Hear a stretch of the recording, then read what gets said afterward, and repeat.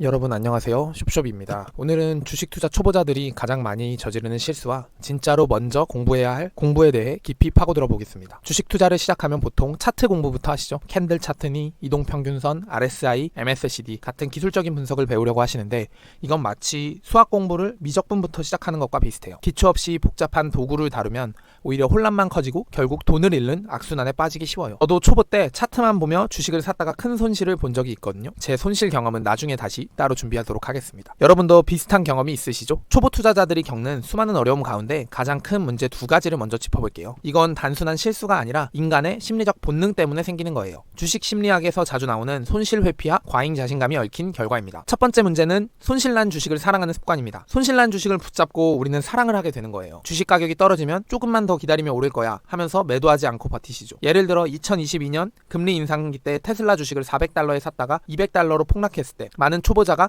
평균 단가 낮추자 하며 더 사서 손실을 키웠어요. 심지어 80달러까지 떨어졌을 때는 언젠간 오르겠지 하며 포기하지 않는 경우도 봤습니다. 왜 그럴까요? 심리학자 다니엘 카너먼의 프로스펙트 이론에 따르면 사람들은 손실을 이익보다 2배 더 아프게 느끼거든요. 그래서 손실을 인정하기 싫어서 더 큰 위험을 감수하게 되는 거예요. 결과적으로 손실이 눈덩이처럼 불어나는 악순환이 시작되죠. 두 번째, 수익난 주식을 너무 빨리 팔아버리는 습관입니다. 두 번째 문제는 수익난 주식을 너무 빨리 팔아버리고 싶은 거예요. 주가가 오르면 이제 이익 좀 봤으니 안전하게 빼자 하면서 서둘러 매도하시는 분들이 많아요. 2023년 AI 붐 때 엔비디아 주식을 400달러에 사서 500달러가 됐을 때 팔아버린 분들 기억나시죠?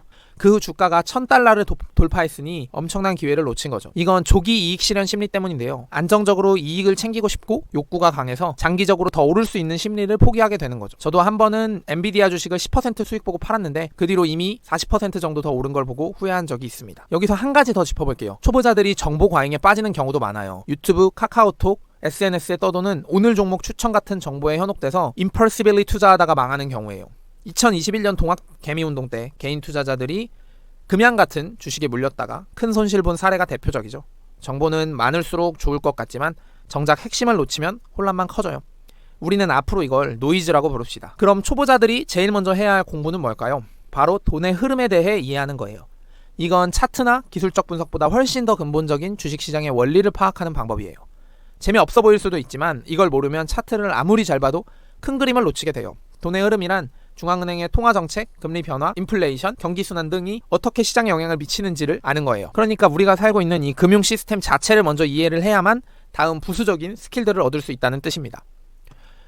돈의 흐름은 일단 가장 먼저 추천드리는 건 EBS 다큐멘터리 자본주의로 시작하는 겁니다. 이건 초보자에게 딱 맞는 입문 자료예요. 특히 1부 돈의 노예가 된 세계에서는 돈이 어떻게 만들어지고 순환하는지, 3부 자본주의의 미래에서는 자본주의의 불평등을 만들면서도 성장을 이끄는 이유를 다뤄요. EBS 공식 유튜브나 웹사이트에서 무료로 볼 수 있으니 한 편씩 챙겨보세요. 예를 들어 1부에서는 2008년 금융위기가 어떻게 돈의 흐름 문제에서 비롯됐는지 잘 설명해줍니다. 두 번째로는 책으로 심화하는 겁니다. 월가의 영웅 피터 린치, 돈 뜨겁게 사랑하고 차갑게 다루어라 같은 책으로 이론을 더 깊이 파세요. 특히 돈 뜨겁게 사랑하고 차갑게 다루어라는 그의 80년 투자 인생을 결산하는 최후의 역작이며 유럽 증권계에서는 이 책을 위대한 유산이라고 평가하고 있습니다. 이 책은 80년 투자 경험이 녹아있는 투자서의 백미입니다. 솔직히 책만 기준으로 본다면 버핏보다 더 낫기도 합니다. 마지막으로 실제 데이터 대입 분석 연습인데요. 한국은행이나 미국 연준 사이트에서 금리나 GDP 데이터를 찾아보세요. 예를 들어 2020년 패드가 기준금리를 0%로 낮춘 후 시장에 돈이 넘쳐 흘러 주가가 올랐다는 걸 데이터로 한번 직접 확인해 보시면 이해가 더 쉬울 겁니다. 그럼 돈의 흐름이 왜 중요한가? 이걸 공부하면 자본주의가 왜 흥하고 잘 되는지 이해할 수 있어요. 보전된 격언으로 미국 연준의 반기를 들지 말라는 말이 있는 것도 결국 이러한 흐름 때문입니다. 실제 구체적으로 예를 보자면 코로나 시기에 각국의 중앙은행이 대규모 양적 완화를 해서 돈을 시장에 풀었어요. 예를 들어 미국 패드가 3조 달러를 추가로 찍어냈고 한국도 저금리로 유통을 공급했죠.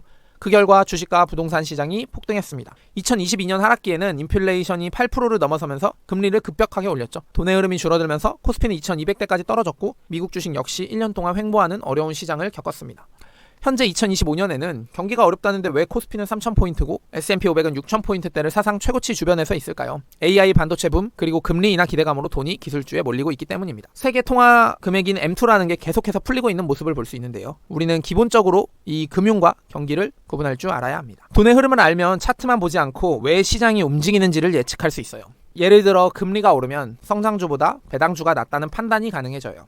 초보자분들 차트 공부 전에 돈의 흐름부터 잡으세요. EBS 다큐로 시작해서 책과 데이터를 병행해 보세요. 그럼 여러분들은 주식 초보 시절에 가장 큰 실수가 뭐였나요? 댓글로 경험 공유해 주세요. 그리고 이번 주에는 다들 EBS 자본주의 한 편 보시는 거 어떨까요? 다음 영상에서도 좋은 꿀팁을 많이 가져올게요. 오늘 영상 어떠셨나요? 공감 가시면 구독과 좋아요 부탁드려요. 제가 작은 채널이다 보니 다음번에 정보 받으시려면 꼭 알림 설정 부탁드리겠습니다. 또한 저와 협업하고 싶으신 분들은 고정 댓글 링크 참고해주세요. 감사합니다. 다음 영상에서 만나요.